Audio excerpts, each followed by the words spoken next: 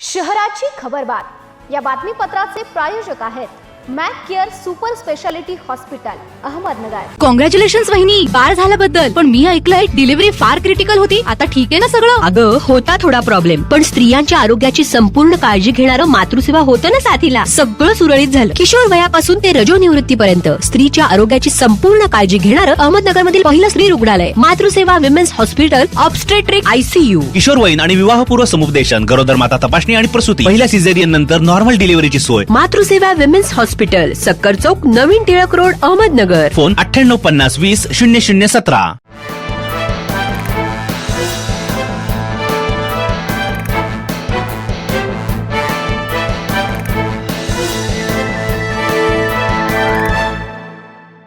नमस्कार, मी साक्षी, न्यूज 24 सह्याद्रीमध्ये तुमचं स्वागत। पाहूया अहिल्यानगर शहरातील महत्त्वपूर्ण बातम्यांचा आढावा शहराची खबरबातमध्ये। एका ट्रक चालक तरुणाला लोखंडीकडे दगड व लाथाबुक्क्यांनी मारहाण करून जखमी केल्याची घटना रविवारी दुपारी शहरातील कल्याण रस्ता परिसरात घडली। ज्ञानेश्वर भगवान पालवे असे जखमीचं नाव आहे। त्यांनी दिलेल्या फिर्यादीवरून तोपखाना पोलीस ठाण्यात विशाल कदम व त्याच्या 2 अनोळखी साथीदारांविरुद्ध गुन्हा दाखल करण्यात आला।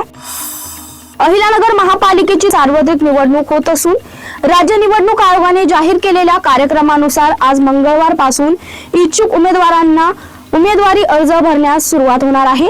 अर्ज भरण्याची अंतिम मुदत 30 डिसेंबर असून या कालावधीत इच्छुक उमेदवारांची अर्ज भरण्यासाठी गर्दी पाहावयास मिळणार आहे। 6 ठिकाणी अर्ज भरण्यासाठी सुविधा उपलब्ध करून देण्यात आली आहे। बिबट्या पाठोपाठ जिल्ह्यात श्वान चावल्याच्या वाढत्या घटनांमुळे नागरिकांमध्ये भीतीचं वातावरण आहे। शहरासह ग्रामीण भागात मोकाट श्वानांच्या झुंडी दिसत आहेत।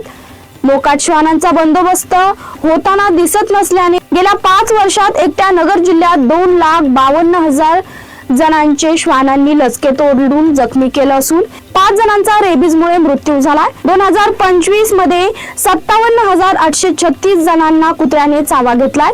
जिल्हा आरोग्य यंत्रणेने श्वान दंशावर केलेल्या लसीकरणावरून ही माहिती समोर आली आहे। स्टेट बँक ऑफ इंडिया मुख्य शाखा अहिल्यानगर येथे 3,77,01,619 रुपयांचा अपहार झाल्याचा प्रकार उघडकीस आलाय। बँकेतील सिनियर असोसिएटने आपल्या पदाचा गैरवापर करत हा अपहार केल्याचं समोर आलंय। या प्रकरणी भिंगार कॅम्प पोलीस ठाण्यात 3 जणांविरुद्ध गुन्हा दाखल करण्यात आलाय। याबाबत SBI मुख्य शाखेच्या शाखा प्रमुख भूमिजा साकेत रावत यांनी फिर्याद दिली आहे।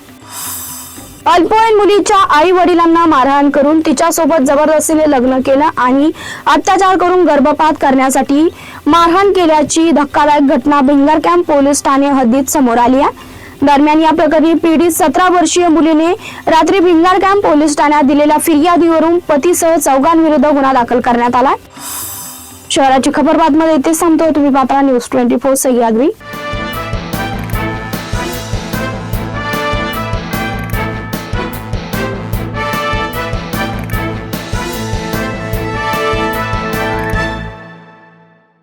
शहराची खबरबात या बातमीपत्राचे प्रायोजक होते Mac care super speciality hospital Ahmednagar.